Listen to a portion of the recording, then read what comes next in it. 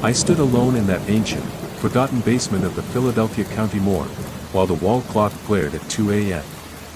The humidity down here was not merely a passing dampness, it was a suffocating entity that coated the gray stones in a thick layer of green slime, reeking of historical decay and soil mixed with rusted iron. My job as a fluid extraction technician was not a profession in the ordinary sense, but rather a grueling, repulsive manual struggle with the remnants of human entities. My sole task consisted of inserting a thick rubber hose fitted with an iron manual pump to swallow the putrid fluids and ancient formalin solutions trapped within the swollen viscera of decomposing corpses prior to funeral viewings, preventing bloating and surface rupture inside the expensive caskets. Directly above my head, a single neon bulb swung slowly, emitting a sharp, annoying electrical hum that pierced the eardrum, plunging me into absolute darkness for seconds before blinking back to life with a pale, sickly yellow glow that cast long, trembling shadows across the damp basement walls. Right in front of me on the steel autopsy table stretched the corpse of an elderly man who had met his end through multiple sharp stab wounds to the abdomen. The abdominal wall was abnormally and hideously swollen, stretched like a war drum on the verge of tearing, and filled to the brim with dark, viscous fluids and suffocating decay gases. I stepped forward slowly, placing a thick cotton mask over my nose despite knowing it would do nothing against a stench resembling burning meat mixed with open sewers.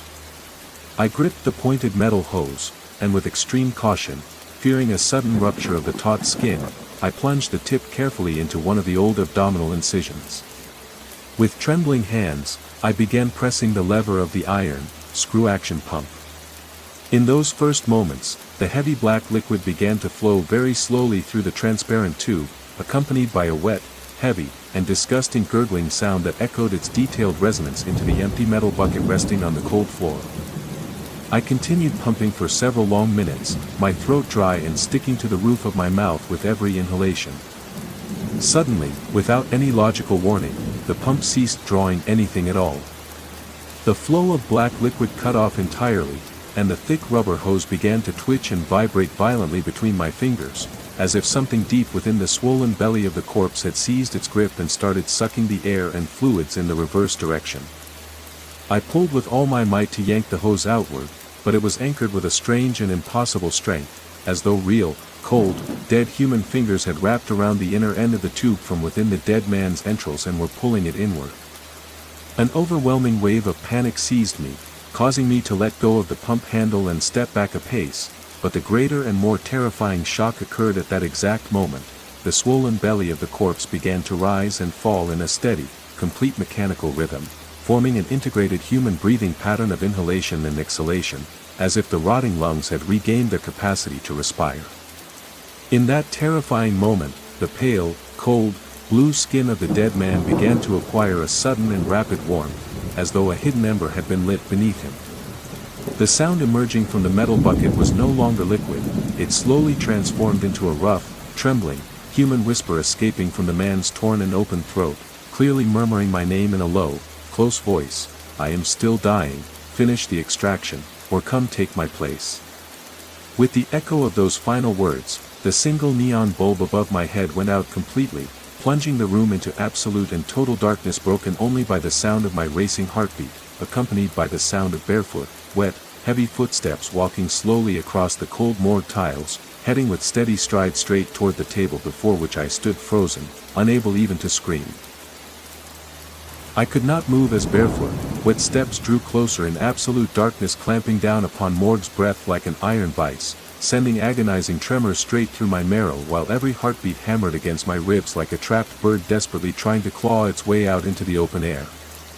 Wet soul striking stone echoed with terrifying regularity, as owner deliberately slowed pace to widen grip of terror upon my crushed soul while shadows whispered my deepest regrets and old sins back into my ears with malicious intent. I tried to move nailed feet, but fear had hardened into solid mass, paralyzing limbs entirely. Amidst gloom, neon bulb flickered back, emitting sharp electrical hum before recovering pale yellow light. It revealed precise details. No one stood 2 steps away, but old man's corpse adjusted position with a sickening wrench of bone and sinew. Its tilted head turned slowly toward my direction, while rough whispers slipped from blue lips, repeating exact same name heavier and warmer. I closed eyes for seconds, convincing myself it was hallucinations born of extreme exhaustion and formalin fumes. Yet pungent stench of decay grew denser, bringing stinging tears. Opening eyes, I was forced to finish. Daily report had to be completed before sunrise, or administration would replace me.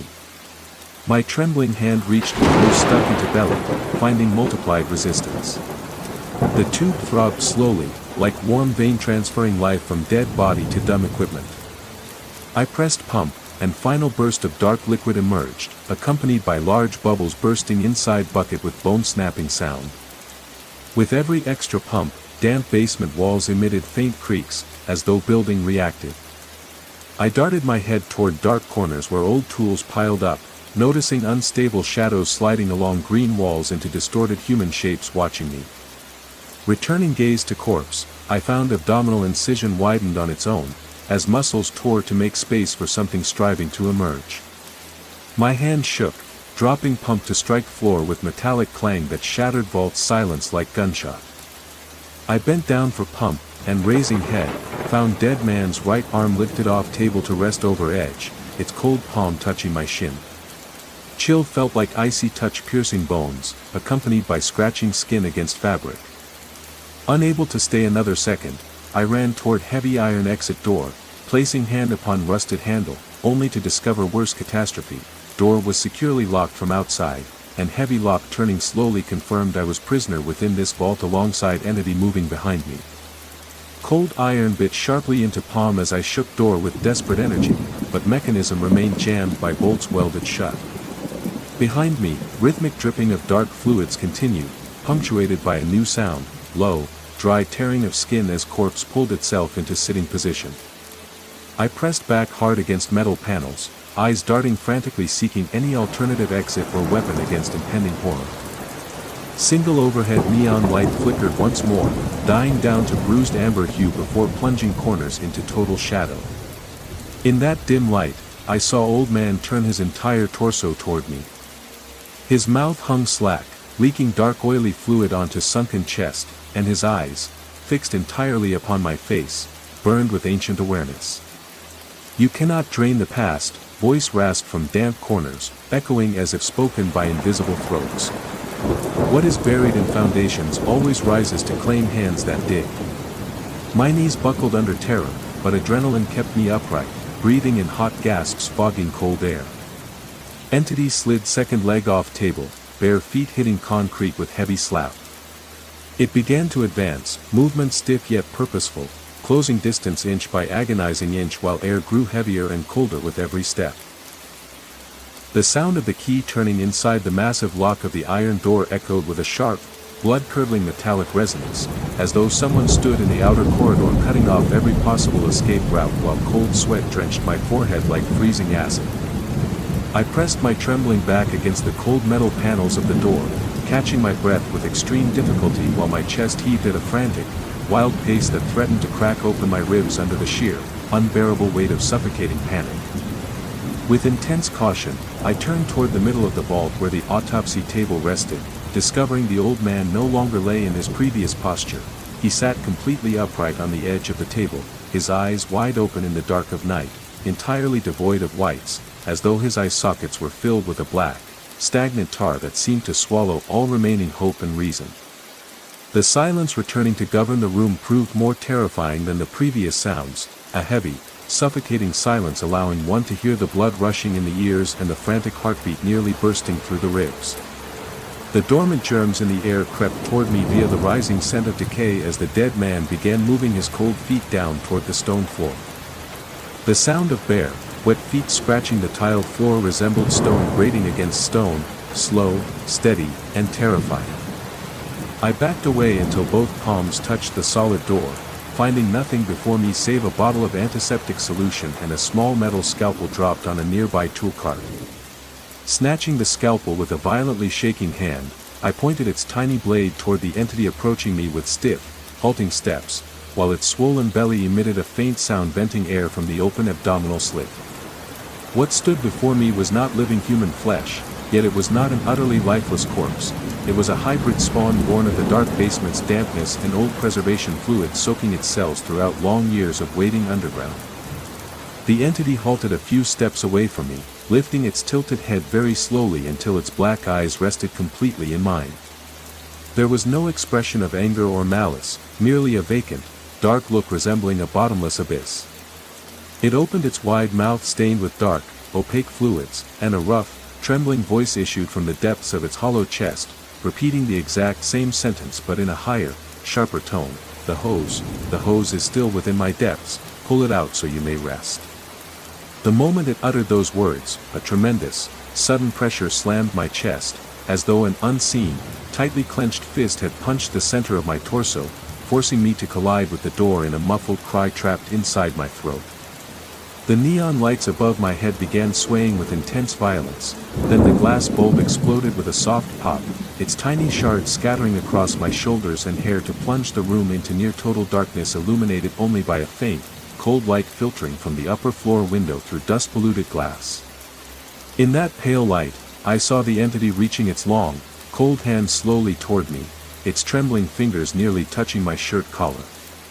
Gathering every remaining scrap of courage driven by absolute terror, I struck blindly with the metal scalpel toward its extended hand. The scalpel made no sound of a genuine wound, piercing dry, dead skin without shedding a single drop of blood, as though I struck a mass of dry, cold clay. Capitalizing on its brief pause from the blow, I threw my entire weight against the iron door, striking it repeatedly with my shoulder in a hysterical scream. Suddenly, under the force of successive impacts, the rusted lock clicked open on its own, and my legs surged into the dark outer corridor, slamming the door behind me with mad speed and spinning the outer latch firmly while hearing rough, dead fists hammering the inner wooden panels with accelerating savagery, pursuing me every step toward the distant light. Leaving the heavy vault door ajar with its horrifying, teeth-grating, bone-chilling, soul-shattering screech, I dashed in a hysterical, blind, heart-pounding, lung-tearing run down the long, suffocatingly narrow, claustrophobic corridor separating the dark preservation rooms from the main registry office of the Philadelphia County Morgue, desperate to escape the tightening, inescapable grip of the abyss.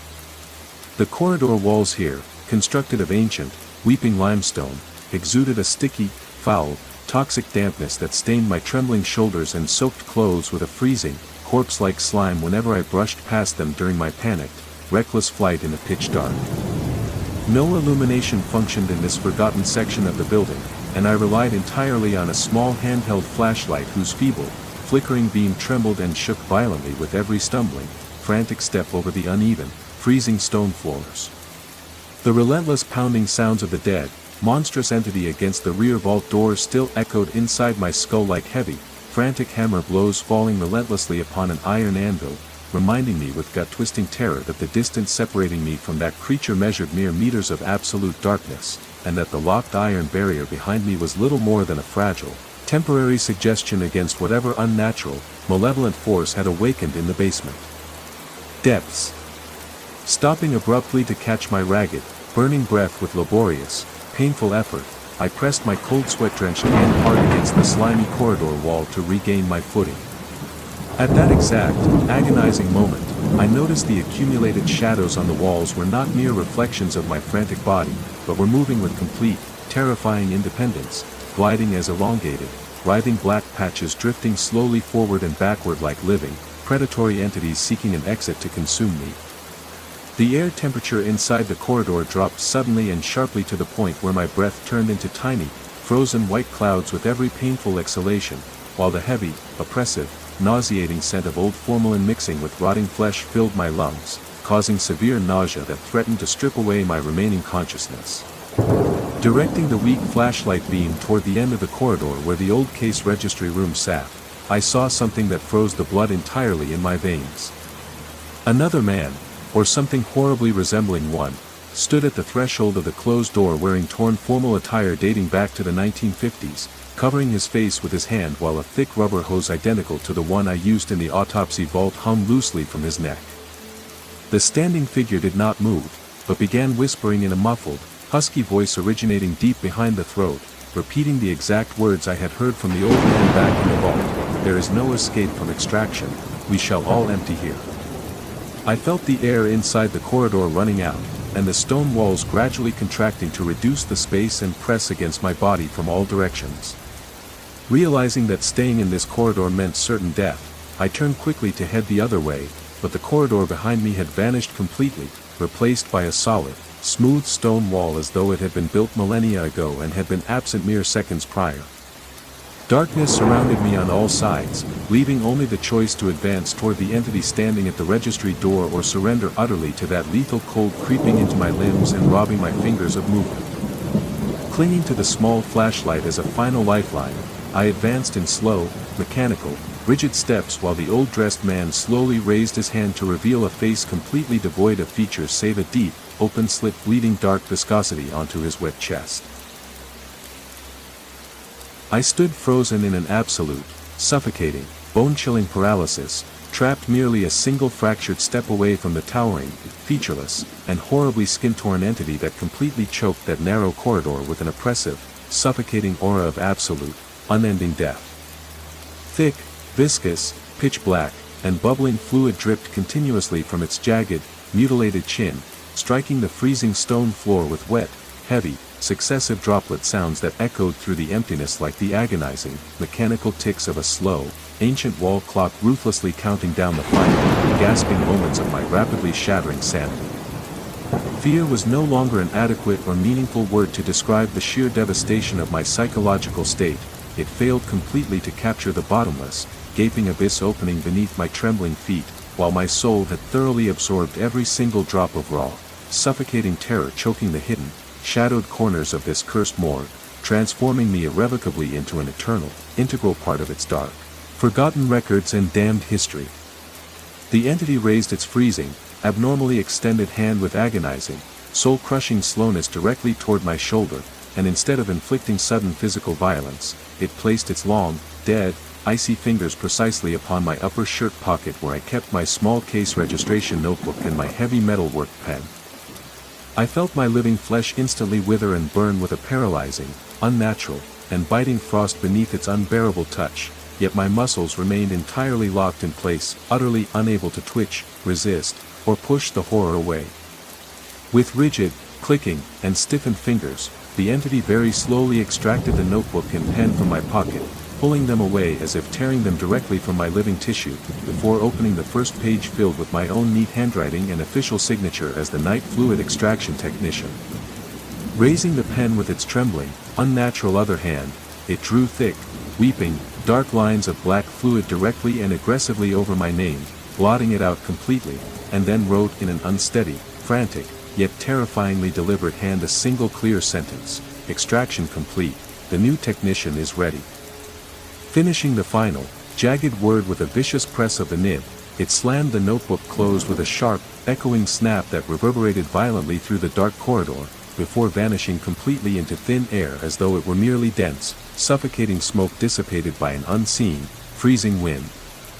The notebook and pen dropped straight onto the cold stone floor before me with a heavy, hollow thud, and when I bent down with aching, trembling joints to pick them up, I found the dim stone corridor gradually dissolving and fading away, replaced abruptly by a pale, sickly, gray daylight filtering miserably from the high, dirty window of the main registry room.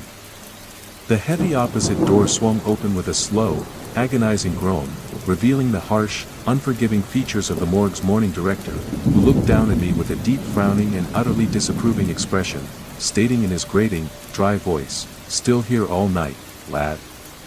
You have 3 new corpses arriving right from the highway accident. Get down to the vault immediately and prep the pump, time is short." Glancing down at my violently trembling hands that still bore the dark, indelible traces of black fluid and the choking, overpowering chemical scent of formalin, I realized with a sickening lurch in my stomach that escaping the corridor was merely the deceptive beginning of a new, never-ending chapter of torturous labor inside this damp, corpse-ridden hell. Picking up the damp notebook from the floor and sliding the cold metal pen back into my pocket, I dragged my leaden feet toward the stone stairs leading downward into the pitch-black abyss, where new, mutilated corpses awaited me eagerly in the dark to empty their bellies of life, death, and dead secrets. The 3 new corpses lay meticulously aligned on the cold, sweat-beaded steel autopsy tables in the morgue basement, each bearing a brutal, flesh-mutilating stamp of gruesome domestic violence or devastating, bone-splintering highway wrecks.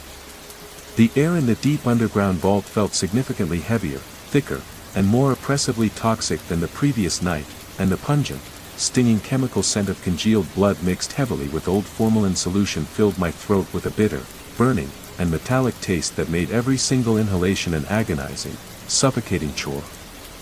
I stood directly before the first corpse, a middle-aged woman who had suffered a tragic, violent drowning in stagnant swamp waters, and her abnormally swollen, bloated belly appeared grotesquely taut and translucent to the point where intricate, infected blue and black veins looked as though they had been viciously etched upon the tight, pale skin with terrifying clarity. I grabbed the usual thick, cracked rubber hose, carefully verifying the functionality of the manual pump that had regrettably become an extra, painful extension of my own physical body over these long, grueling days of endless labor. Inserting the freezing, jagged metal tube into the lateral abdominal slit with extreme, skin-crawling caution, I began pressing the heavy manual pump lever with steady, deliberate, and aching strokes. Initially, dark, stagnant water laden with thick swamp mud and the foul, nauseating scent of rotting weeds flowed out in thick spurts, and the wet, choking gurgling sound echoing inside the metal bucket rose and fell rhythmically with every single manual press. Yet I immediately noticed something deeply suspicious, alarming, and profoundly wrong. The fluids inside the corpse's belly did not decrease in volume despite continuous pumping for several long, exhausting, and terror-filled minutes. On the contrary, the abdominal volume expanded and swelled outward at a terrifying, accelerating, and unnatural rate, as though hidden, pulsing veins beneath the concrete table were feeding the dead body additional dark fluids pumped directly from the earth's deepest, forgotten layers beneath the morgue foundations. Stopping the pump momentarily while catching heavy, ragged, and terrified breaths, I distinctly heard a light, rough, and wet breathing sound emerging directly from the water-submerged woman's crushed chest. Raising my eyes slowly and fearfully toward her face, I watched her swollen, wet eyelids begin trembling very slowly before opening wide to reveal eyes completely filled with a dense, opaque layer of mud and stagnant water. No loud screams escaped her lips, nor did her remaining paralyzed limbs move an inch, but her open mouth began releasing small, bubbling air pockets alongside a chilling sound resembling water rushing rapidly through clogged iron pipes, whispering broken, wet words directly into the damp air. Water. The water has risen to the head. The vault will soon drown entirely. A rapid, biting, and paralyzing chill started directly at the soles of my feet, creeping gradually and relentlessly toward my knees, and looking downward in sudden panic, I found the cold morgue floor already flooded with a continuous, rising layer of dark, stagnant water leaking continuously from beneath the autopsy tables and covering the stone tiles with mad, uncontrollable speed. Backing away toward the damp wall, the water deepened with every passing second, transforming within a few frantic minutes into a vast, heavy, dark pool that severely impeded any movement and broadcasted the heavy, sickening scent of decay across every hidden corner of the room. The other corpses resting upon neighboring steel tables began violently shaking as well, as those subtle, electric vibrations coursed continuously through the cold metal framework. Realizing with absolute horror that the basement no longer functioned as a mere medical autopsy room, but had somehow transformed into a massive, cursed reservoir collecting improperly discharged dead fluids over decades of this building's grim history, I screamed at the top of my lungs for help, but my voice dissolved entirely within the damp stone walls, answered only by the relentless gurgling water sound and wet whispers issuing from the swollen mouths of corpses rising to sit amidst that dark, gloomy lake. The dark, freezing, filth-laden, and thick oily water had now risen steadily, violently, and aggressively to reach mid-cap height, its relentless, razor-sharp, piercing icy chill cutting straight through my soaked heavy work clothing, biting viciously into my living flesh, and freezing the very marrow of my bones as I stood stranded amidst the completely flooded, suffocating, and tomb-like morgue basement. The three cold, blood-stained steel autopsy tables looked like lonely, isolated iron islands sitting inside a vast, stagnant, pitch-black lake of absolute decay, and the monstrously swollen, leaping, tissue-rupturing corpses resting upon them appeared entirely ready to break free from their rusted restraints and share this sudden, excruciating, agonizing, unnatural drowning with me in the dark. Realizing with a sickening, stomach-churning, terrifying certainty that remaining in the center of the flooded basement meant certain, agonizing death by drowning, paralyzing hypothermia, and slow, torturous suffocation upon putrid decay fluids, I began wading slowly, heavily, and laboriously through the sticky, clinging, corpse-choked water toward the dark corner housing the old iron emergency staircase leading upward to safety. Every single step demanded a grueling, monumental, and soul-crushing effort, as though unseen, skeletal, rotting, flesh-stripped hands hidden beneath the murky, bubbling water surface were tightly gripping my heavy boots, tearing furiously at my ankles, and pulling them downward with malicious, murderous intent to trap me in the deep, freezing abyss forever. Finally reaching the base of the winding iron staircase, I extended my wet, trembling hand to grasp the rusted metal rails, but at that exact, heart-stopping, visceral moment, the dark water surged upward instantly to engulf my chest with a suffocating, chest-crushing weight, and the old basement walls emitted a loud, deep, terrifying crackle as though the entire concrete structure neared catastrophic collapse overhead. Looking back for a final, desperate glimpse at the room's center, I saw that the three bloated, rotting corpses had completely abandoned their steel tables, now floating across the black water surface with a strange, impossible lightness, moving slowly and steadily toward where I stood with outstretched arms absorbing the dim emergency lights fixed to the ceiling above. Climbing the first rusted step rapidly despite my completely stiffened and exhausted muscles, the rising water chased me upward with every single stride as the entire basement converted rapidly into a deep, flooded water well. Reaching the staircase midpoint, the last functional light beam on the ceiling died out completely with a faint spark, plunging the entire surroundings into absolute, suffocating darkness leaving only the relentless splashing water sound and the rough, wheezing breathing closing in rapidly from all directions, as though dead entities were climbing the stairs right behind me mere steps away from my heels. Pushing my shoulder violently against the heavy wooden upper emergency door which was locked with an old, highly resistant iron latch, I struck the decaying wood repeatedly with all my remaining power using both shoulder and legs until the dilapidated wood broke loudly from its hinges before bursting open violently to rush fresh, dry air into my burning, smoke-filled lungs. Falling forward onto the wooden floor of the ground corridor, I slammed the emergency door shut with frantic speed, throwing the heavy iron latch firmly with trembling hands while hearing the dark, heavy water crashing furiously against the wooden panels from within alongside rough, desperate push attempts trying to force the barrier open anew.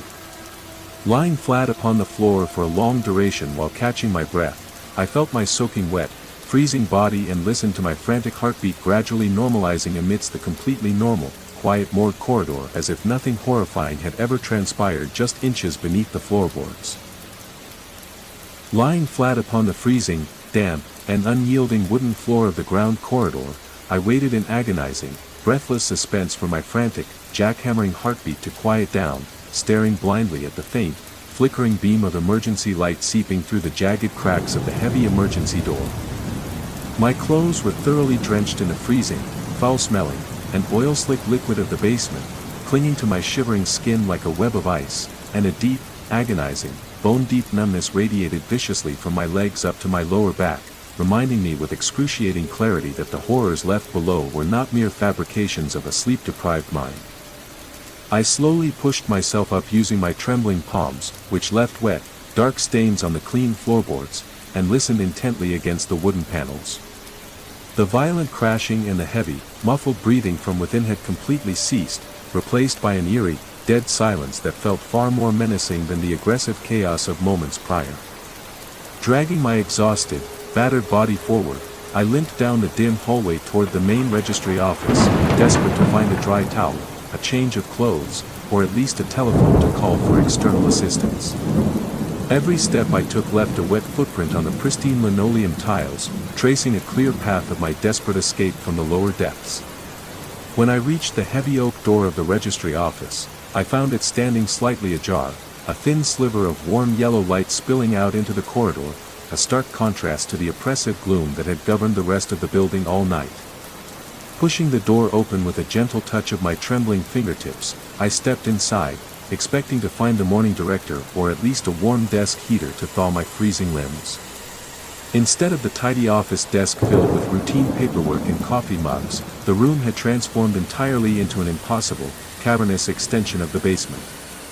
The walls were bowed outward, dripping with the exact same green slime and dark moisture that coated the stones of the underground vault, and the wooden floorboards had rotted away entirely to reveal a deep, yawning pit filled with the same dark, stagnant water. In the center of this surreal space, where the main desk should have stood, a towering pillar composed entirely of stacked, waterlogged registration notebooks stretched upward into the darkness of the high ceiling like a grotesque, organic tree trunk growing directly out of the building's rotting foundations. Standing directly beside this towering column of decaying paper was the figure of the old-dressed man from the corridor, his featureless, torn face turned directly toward my direction as he methodically turned the pages of a massive, open logbook resting on a floating wooden lectern. Without lifting his head, a rough, multiple-throated voice echoed through the distorted room, carrying a suffocating, crushing weight that vibrated directly inside my skull. "You cannot run from the records, technician. Every drop you extract is added to the total volume of your own burden, sealing your fate within these damned pages forever." I tried to back away toward the hallway door, but glancing behind me, I discovered the entrance had completely vanished, replaced by a smooth, solid wall of wet limestone that sealed me inside this impossible office space. The water level inside the room began rising rapidly once more, bubbling up from the floor pit with an aggressive, hissing sound that swallowed my boots in seconds. The entity slowly closed the massive logbook with a sharp, echoing snap that shook the entire room, and stepped off the wooden ledge directly into the rising water, its wet, heavy steps closing the distance between us with terrifying speed while the walls whispered continuous, overlapping names of every person whose fluids had ever been drained within these cursed walls. The rising water level surged past my knees with violent, aggressive, and suffocating speed, dragging along foul fragments of rotting paper, old registration forms, and floating ink-stained ribbons that wrapped tightly around my ankles like cold, skeletal fingers. I stood trapped against the solid limestone wall where the exit door had been just moments before, my fingers frantically and desperately scratching at the wet stone surface in a futile, blood-smearing search for a hidden latch or a crack to break through. The towering column of waterlogged notebooks in the center of the room began to spin on its vertical axis with a low, agonizing grinding roar, scattering thousands of loose pages into the air like a localized storm of dark, ink-blotted snowflakes. Each falling page hissed softly as it touched the dark water surface, dissolving instantly into thick, black sludge that fed the rising lake and accelerated the chilling, paralyzing grip of the inundation. The featureless, torn-faced entity continued its mechanical, relentless advance across the flooded floor, paying no mind to the swirling paper storm or the turbulent currents. Its heavy, wet feet made a rhythmic, echoing splashing sound that vibrated sharply against the bowed, slimy walls of the distorted office space. As it closed the gap between us, the air pressure inside the room dropped precipitously, making every breath feel like inhaling shards of broken ice. I pressed my back harder against the unyielding stone wall, my chest heaving with ragged gasps while my fingers gripped my metalwork pen as a pathetic, improvised weapon. The entity stopped barely a foot away from me, its tall, imposing frame casting a long, distorted shadow across the churning black water that covered the floor. Slowly, the entity raised its long, pale hand, extending a rigid, ice-cold finger directly toward the center of my chest where my heart hammered wildly against my ribs.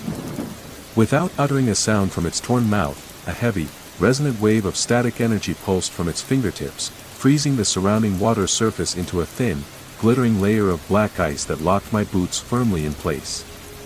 I could not pull my feet free, the ice held them with the unyielding strength of an iron clamp, grounding me entirely in front of the entity as it lowered its hand to rest its palm flat against my upper chest. A searing, freezing sensation burned through my heavy work shirt, not with the heat of fire, but with the absolute, 0-degree chill of deep earth permafrost that instantly paralyzed my upper body and silenced any cry for help in my throat. Your name is inked upon the final page, a chorus of overlapping, hollow voices echoed directly inside my mind, resonating with a terrifying clarity that completely drowned out the sound of the rising water and the grinding paper column. The extraction is permanent, and the ledger requires its keeper to descend where the foundations sleep. As those words finished echoing through my consciousness, the entity pressed its palm deeper into my chest, and I felt something invisible and vital being pulled slowly outward from deep within my core, not blood or physical tissue, but the warm, pulsing essence of my own life force, drawn away through the cold barrier of my clothes like liquid being pulled through a submerged rubber hose.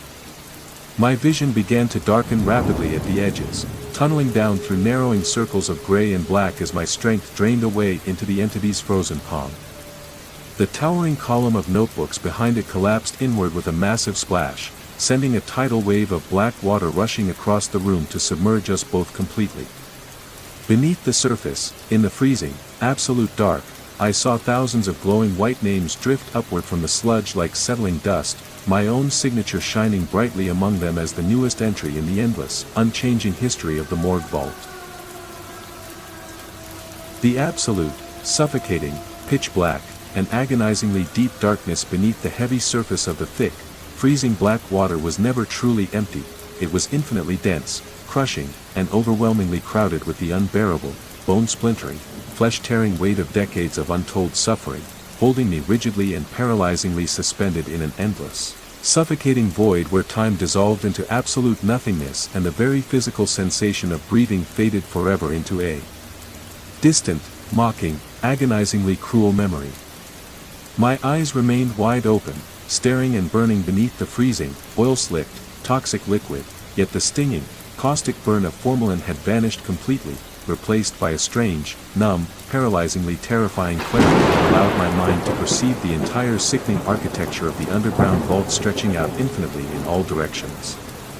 I no longer struggled against the numbing cold or sought any desperate exit toward the upper floors, because the brutal boundaries between my own physical body and the subterranean, blood-soaked stone foundations of the morgue had completely dissolved into a single, unified entity of pure, festering, worm-eaten decay. Drifting slowly, weightlessly, and agonizingly through the murky, corpse-choked, grease-slicked depths, I found myself completely surrounded by the silent, bloated, floating forms of previous technicians, shattered night shift workers, and nameless, mutilated corpses who had slowly descended into these very foundations over the long, grim, bloody history of the institution, their skin peeling off in ghostly ribbons. They did not move with any sudden hostility or frantic terror, but floated in terrifyingly calm, impeccably orderly rows like archived documents resting neatly upon infinite steel shelves, their chests brutally hollowed out, split wide open, and entirely filled with the same stagnant, black fluid that governed the dark ecosystem of the vault. I realized with a profound, unshakable, and chilling calm that the manual pump and the heavy rubber hose were not merely mundane tools of labor, but instruments of an ancient, necessary, sadistic cycle, a perpetual extraction of human residue required to keep the upper world functioning in ignorance of the dark abyss resting right beneath its feet. A faint, pale amber light began to filter downward from far above, piercing the black water like a distant beacon signaling the transition of hours in the world above. Guided by an invisible, malicious current, my body drifted upward through the water column until my head broke the surface back inside the familiar, damp stone vault of the morgue basement. The water had receded entirely, leaving the floor damp and slick with a thin layer of dark residue, and the 3 steel autopsy tables stood in their proper places under the flickering, buzzing hum of the single overhead neon bulb. I stood upright beside the center table, my work clothes bone-dry yet smelling faintly of old earth and formalin, my fingers resting naturally upon the cold metal lever of the manual pump. The heavy iron door at the far end of the basement clicked open with a slow, familiar creak, and the sound of heavy, unsteady footsteps echoed down the stone steps from the ground corridor, accompanied by the urgent, breathless voice of the morning director shouting downward, "Are you down there, lad? The new batch from the highway wreck just arrived, hurry up and prep the tables, we have no time to waste." A cold, knowing, and deeply unsettling smile touched my lips as my hand tightened around the rubber hose, feeling the subtle, rhythmic pulse of life still vibrating through its empty core from the depths below. Without turning around, I picked up my registration notebook from the metal cart, opened to a fresh, perfectly blank page, and picked up my pen to await the next extraction. The heavy, rusted, iron-bolted steel door at the very top of the slick, blood-stained stone steps groaned in an agonizing, deafening, ear-splitting protest as it swung painfully wider, letting in a sharp, merciless, biting draft of freezing morning air that carried the faint, distant, mocking sounds of ordinary city traffic and waking life from the oblivious streets above. Those mundane, living sounds felt impossibly, cruelly far away now, permanently severed and separated by thick, suffocating layers of damp, weeping concrete, ancient and blood-soaked history, and a yawning, bottomless abyss that bridged the fragile world of the living with the eternal, rotting archives of the dead. I stood completely motionless and rigid beside the center autopsy table, my bloodless fingers resting effortlessly upon the ice-cold, metallic curve of the manual pump lever while my wide, unblinking eyes remained painfully fixed on the dark threshold where the morning director's heavy, dirt-caked boots were beginning their agonizingly slow, rhythmic descent down the treacherous stone steps.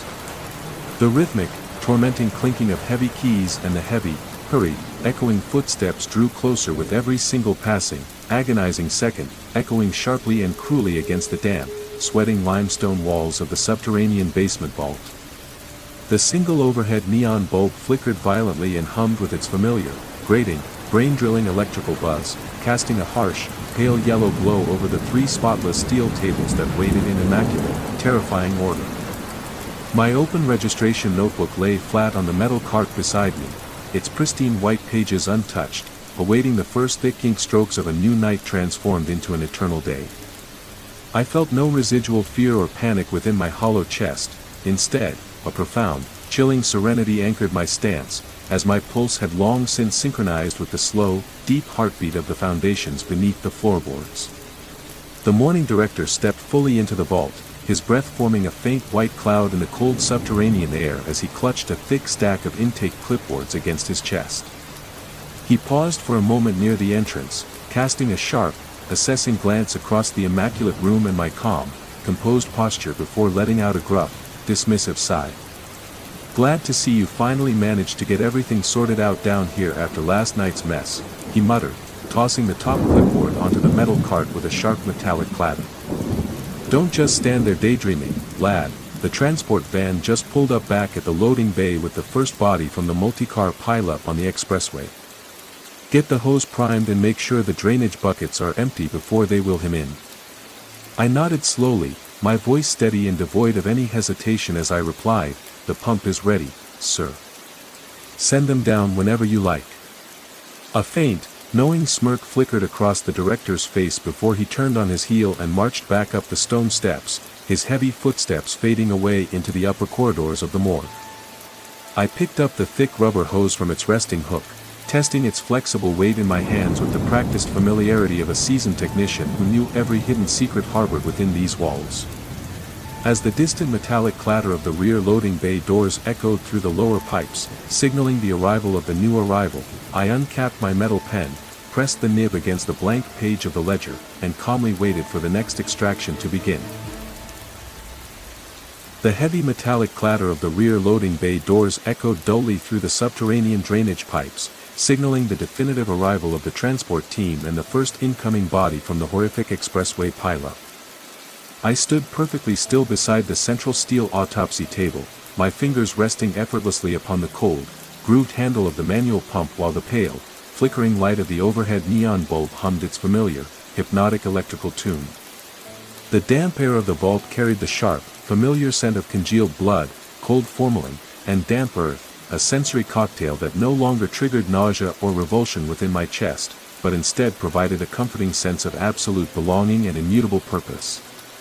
The heavy footsteps of the orderlies descending the stone staircase grew louder and more distinct, accompanied by the squeaking rubber wheels of a heavy stainless steel gurney rolling down from the upper corridors.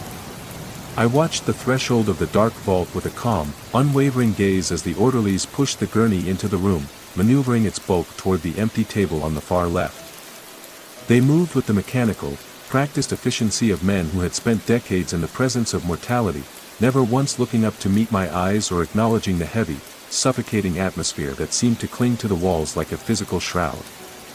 "Rough one tonight," the lead orderly muttered, his voice echoing flatly against the damp limestone blocks as he locked the gurney wheels in place and pulled back the heavy rubberized sheet covering the new arrival.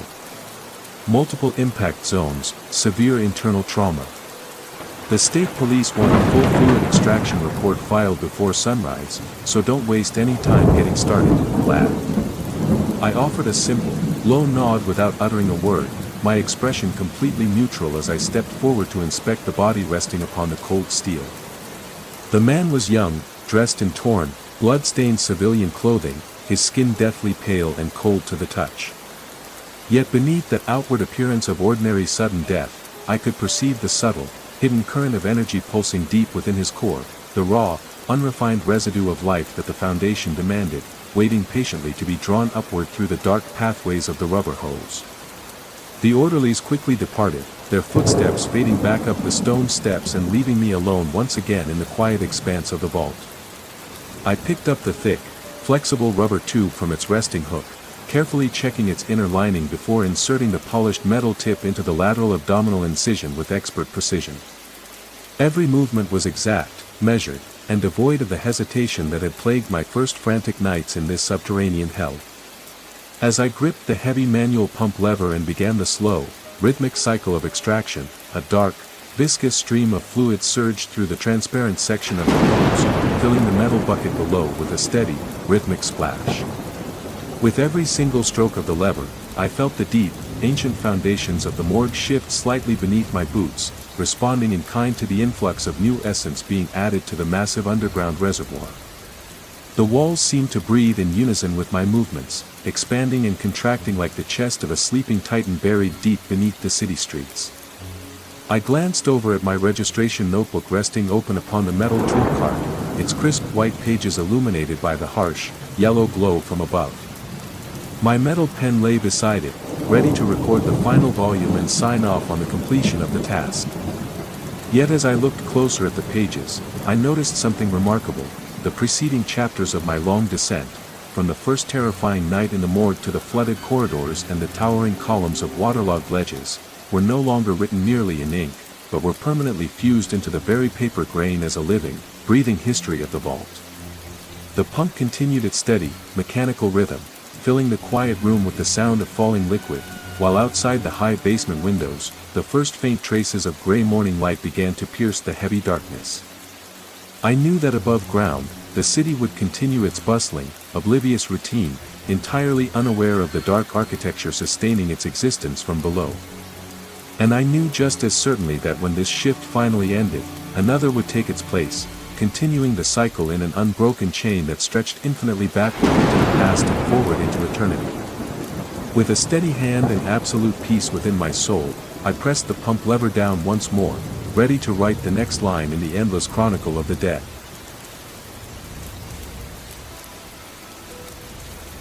The neon sign of Pat's American Burger flickered through the heavy, persistent drizzle, casting a sickly greenish-yellow hue over the desolate downtown sidewalk. Inside, the air was thick with the rich, unmistakable aroma of sizzling beef, melted cheddar, and toasted sesame buns, a scent so intoxicatingly savory that it drew hungry patrons in off the freezing streets night after night. Behind the gleaming stainless steel counter stood Patrick, a meticulously neat man in his late 40s with pale skin, cold gray eyes, and a perpetually polite smile that never quite reached his eyes. To the regular customers who queued up during the late-night rush for his famous double patty supremes, Patrick was simply a hard-working culinary artist with a secret spice blend that made his burgers the talk of the entire county. None of them knew, nor could they ever possibly stomach, the grim reality simmering behind the swinging kitchen doors. Patrick wiped down the spotless counter with a damp cloth, watching the clock tick toward midnight as the last customer grabbed a greasy brown paper bag and stepped out into the dark, empty alleyway. The bell above the front entrance chimed softly, signaling the arrival of a late-night wanderer, a disheveled drifter who had stumbled off the midnight bus with no luggage, no local connections, and nowhere to sleep. Patrick's eyes locked onto the newcomer with the detached, clinical appraisal of a butcher grading livestock at an agricultural fair. The drifter was broad-shouldered, carrying a decent amount of dense muscle mass, and most importantly, completely unregistered in any local database. There would be no frantic family members filing missing persons reports for a nameless vagrant who vanished into the nocturnal mist. "Evening, friend," Patrick greeted in a low, smooth baritone, leaning casually against the register. "Kitchen is technically closing up, but I can always fire up the flat top for a hungry traveler. Special house blend tonight. You look like you could use a warm, heavy meal to settle your bones. The drifter grunted in agreement, dragging his tired feet across the checkered floor and collapsing onto a red vinyl booth near the back corner. As the stranger muttered his order, Patrick slipped through the swinging kitchen doors, sliding the heavy deadbolt firmly into place. The bright, sterile fluorescent lights of the kitchen illuminated rows of razor-sharp butcher knives, heavy meat cleavers, and industrial-grade stainless steel grinders that hummed with a low, latent mechanical vibration. Moving with practiced, terrifying precision, Patrick donned a heavy rubber apron and pulled a pair of heavy-duty latex gloves over his pale hands. He didn't use ordinary beef for his award-winning creations. Commercial slaughterhouses were expensive, heavily regulated, and left a paper trail that a careful man avoided. The human anatomy, when harvested properly from unclaimed drifters and unfortunate souls who crossed his path, provided a remarkably tender, rich texture that refined palates mistook for prime Wagyu beef. Within minutes, the muffled sounds of a sudden, brutal struggle echoed against the tiled walls, quickly silenced by the thick insulation and the roaring drone of the extractor fans. As Patrick meticulously cleaned his workstation and loaded the heavy cuts into the commercial grinder, he hummed a cheerful tune, knowing that tomorrow's lunch rush would be an absolute triumph. The rhythmic, heavy thud of the meat grinder vibrating against the stainless steel prep table filled the kitchen with a low, mechanical hum that effectively drowned out all other ambient sounds from the quiet street outside. Patrick stood over the gaping hopper, feeding long, carefully trimmed cuts into the churning steel teeth with the focused, methodical intensity of a master craftsman inspecting his raw materials. The meat was remarkably fresh, possessing a deep crimson hue and a rich marbling of fat that promised an exceptionally tender and juicy patty once it hit the scorching surface of the flat-top grill. Every single movement was calculated, clean, and utterly devoid of hesitation, the product of countless late-night operations executed within the sterile confines of this hidden backroom. As the final portions of the evening harvest disappeared into the industrial-grade auger, Patrick switched off the motor, wiping his heavy rubber apron down with a wet sponge before removing his stained latex gloves. He scooped the freshly ground meat into large stainless steel storage trays, carefully weighing each portion on a digital scale to ensure exact consistency across every single burger served to the public. Exactly 6 ounces per patty, the golden ratio for his signature double-stack sandwiches. He seasoned the portions lightly with a proprietary blend of black pepper, sea salt, garlic powder, and a secret organic additive that completely neutralized any lingering iron tang, ensuring the final flavor profile remained overwhelmingly savory, complex, and completely irresistible to human taste buds. Just as he placed the trays inside the walk-in refrigeration unit, a sharp, metallic rapping echoed from the front counter, breaking the quiet stillness of the closed restaurant. Patrick paused, his cold gray eyes narrowing slightly as he checked the wall clock, which glowed a stark 2:15 a.m. Regular patrons knew the establishment locked its doors promptly at midnight, and late-night drifters rarely possessed the confidence to return or knock with such authoritative persistence. Wiping his hands thoroughly on a clean towel, he stepped through the swinging kitchen doors and peered through the tinted glass of the front window, finding a tall, imposing figure standing beneath the flickering neon sign of the entrance.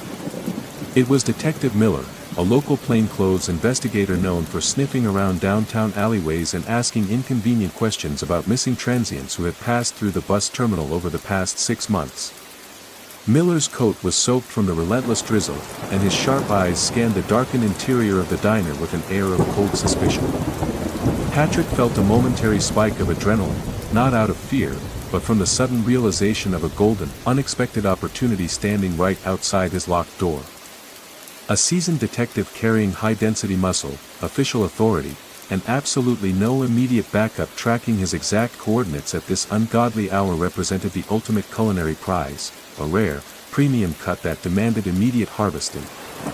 With deliberate calm, Patrick unlocked the deadbolt and pulled the glass door open just enough to reveal a welcoming, perfectly composed expression, masking the predatory glee surging beneath his skin.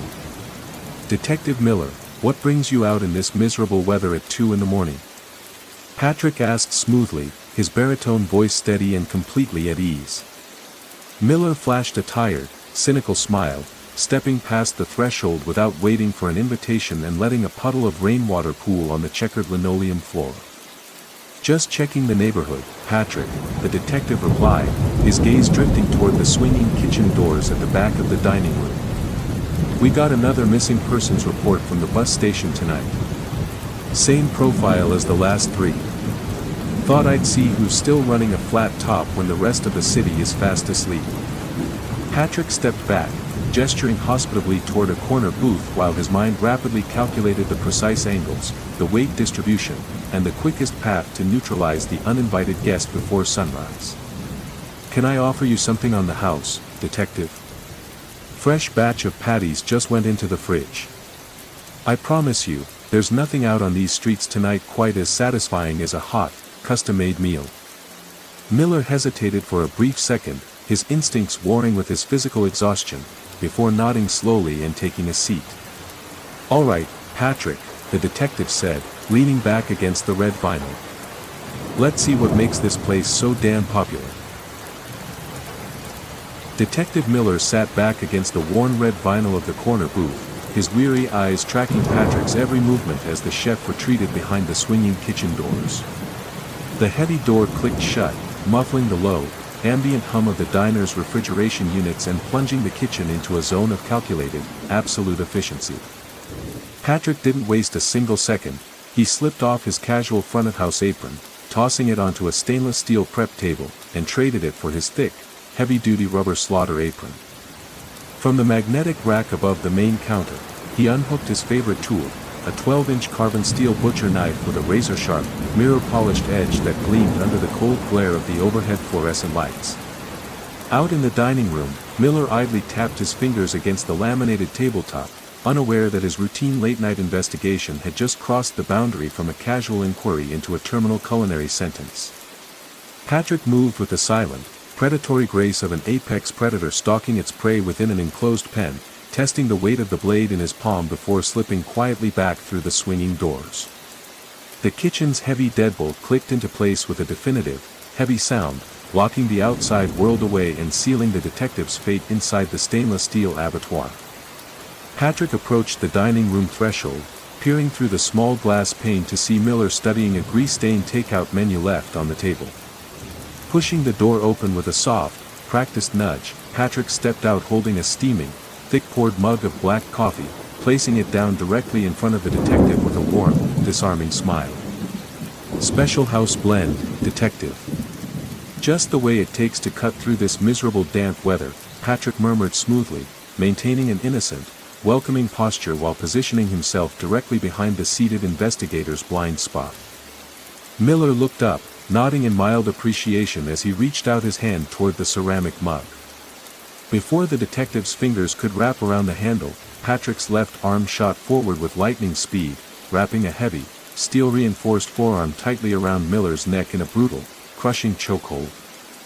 The detective let out a sharp, choked gasp, his hands flying up immediately to claw desperately at Patrick's forearm as the element of total surprise neutralized his tactical training. "What the?" Miller choked out, his muscular frame straining violently against the red vinyl booth as he tried to twist his torso and draw his service weapon from its hip holster. Patrick applied relentless, crushing pressure, his cold gray eyes devoid of any emotion as he whispered directly into the struggling man's ear, "Quiet now, detective. You wanted to know what makes this place so popular. You're about to become part of the secret recipe." The struggle was fierce but remarkably short.